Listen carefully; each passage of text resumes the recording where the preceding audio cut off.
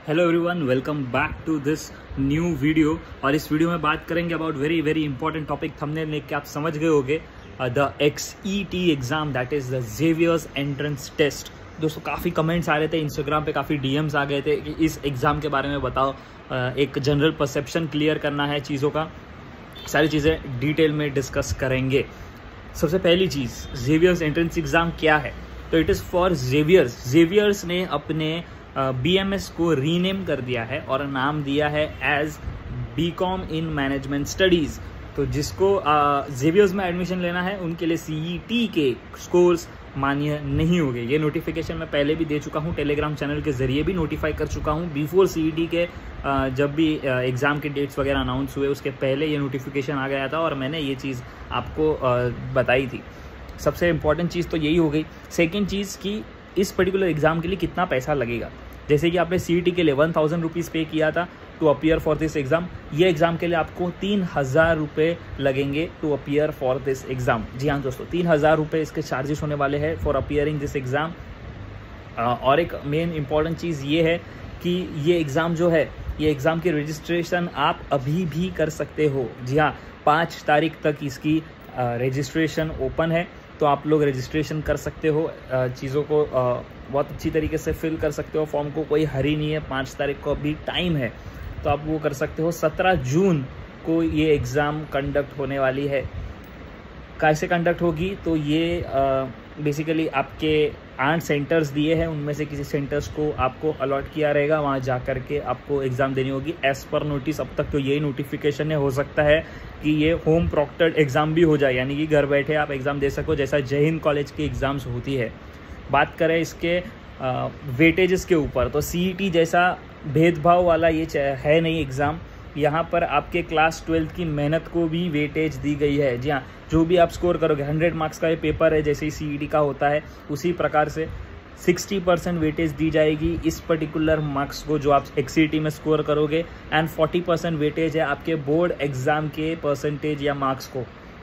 तो आपको दोनों का ही बेनिफिट मिलेगा। So if you have scored well in your class 12th और यहाँ पे थोड़ा मीडियोकर परफॉर्मेंस हो जाता है, तो देयर आर चांसेस कि आपका सिलेक्शन हो जाए इन जेवियर्स कॉलेज।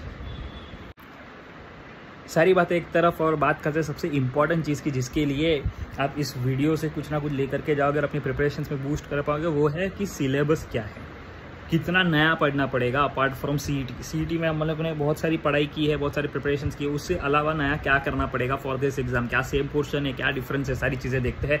वेटेजेस कैसा है, सब कुछ। तो सबसे पहली चीज़ तो मैंने आपको बताया कि आपके बोर्ड के एग्जाम के मार्क्स इसमें काउंट होने वाले, 40% उसको वेटेज है, तो उसको साइड में रखें। फर्स्ट टॉपिक जो आपका है वो है general knowledge, awareness, current affairs. ये topic as same as CET है। CET का प्रिपरेशन अगर आपने किया है तो आपको इसके लिए एक्स्ट्रा कुछ पढ़ना नहीं पड़ेगा। इफ़ नॉट, चैनल पे वीडियो है, जा करके आप देख सकते हैं। और आपका यहाँ पे वेटेज दी गई है ऑफ 30%, 30% क्वेश्चन आपको यहाँ से आने वाले हैं। नेक्स्ट आता है mathematics and data interpretation. Mathematics के अंदर आपके क्लास 10th के कॉन्सेप्ट्स टेस्ट किए जाएंगे। बहुत ही लंबा कैलकुलेशन नहीं होगा, सिंपल कैलकुलेशंस होंगे, बस कॉन्सेप्ट क्लैरिटी के लिए ये क्वेश्चंस दिए जाएंगे। इसकी वेटेज भी 30% रहने वाली है मैथ्स एंड डेटा इंटरप्रिटेशन की, जहाँ पे मैथ्स और डेटा इंटरप्रिटेशन दोनों में ही मार्क्स डिवाइड हो जाएंगे।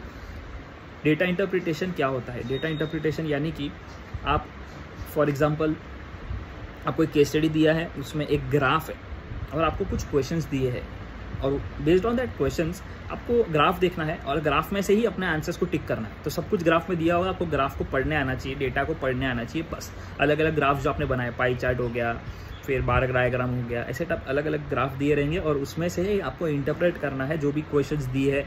फॉर एग्जाम्पल जैसे इंग्लिश में अपन करते हैं, पैसेज में से क्वेश्चंस ढूंढते हैं, ये बस ग्राफ में से ही आपको आंसर्स ढूंढने हैं। सिंपल तरीका का ये डेटा इंटरप्रिटेशन होने वाला है। तो डेटा इंटरप्रिटेशन और मैथमेटिक्स दोनों को मिला के आपका वेटेज 30% हो जाता है। तो फर्स्ट जनरल नॉलेज का 30, ये 60% आपका यहाँ पे हो गया। तो डेटा इंटरप्रिटेशन शायद CET में नहीं है, इसीलिए ये टॉपिक आप एक्सप्लोर कर सकते हैं। काफ़ी जगह पे आपको इसके क्वेश्चंस मिल जाएंगे, आप वहाँ से प्रैक्टिस कर सकते हैं। मैथमेटिक्स के लिए भी कोई लोड मत लो, कोई बहानेबाजी मत करो, अपने आप से झूठ मत बोलो। 10th स्टैंडर्ड तक का ही मैथ्स आने वाला है, and that all have studied. कोई भी बोर्ड का, irrespective of whatever board you have appeared in class 10th, maybe CBSE, Maharashtra board और some other state board, mathematics तो सबको ही था 10th में। सो फॉर क्लास 10th के maths का जो भी है बेसिक वो पढ़ लो, 9th का बेसिक पढ़ लो, 9th एंड 10th का बेसिक पढ़ लोगे तो आपके लिए मैथ्स बहुत ही केक वॉक होने वाला है। नेक्स्ट जो टॉपिक आता है वो है अपना लॉजिकल रीजनिंग, वर्बल रीजनिंग। ये सारे जो भी रीजनिंग के सेक्शन है 25% इसका वेटेज होने वाला है। रीजनिंग के लिए हमने अलग से बहुत ही पूरी प्लेलिस्ट बना के रखी है, CET के लिए भी। आई होप उतना काफ़ी है। और आखिरी में आ जाता है अपना इंग्लिश लैंग्वेज, जिसको सबसे कम वेटेज दी गई है, विच इज़ 15%। तो देख सकते हो CET के पूरा उल्टा है ये XCT।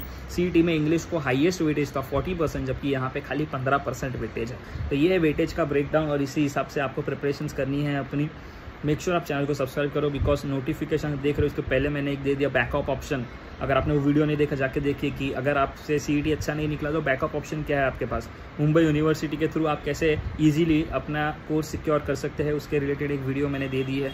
सेकंड, अगर ये भी आपका बैकअप ऑप्शन में ही गिन सकते हो, XCT एग्ज़ाम क्या है, कैसे है, कब देनी है, क्या प्राइस है, सब कुछ डिटेल में इस वीडियो में बताया है।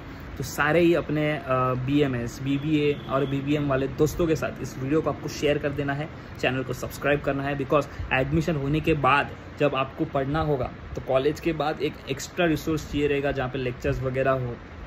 तो आपको मेरे पढ़ाने की स्टाइल पसंद हो, आपको चाहिए कि आपको एक एक्स्ट्रा बैकअप ऑप्शन रहे, आप जहाँ से पढ़ सकते हो अपार्ट फ्रॉम कॉलेज, तो आपको चैनल को सब्सक्राइब करके रखना, क्योंकि उस पर बहुत सारी वीडियोज़ आपके डिग्री कॉलेज के लिए आने वाली है।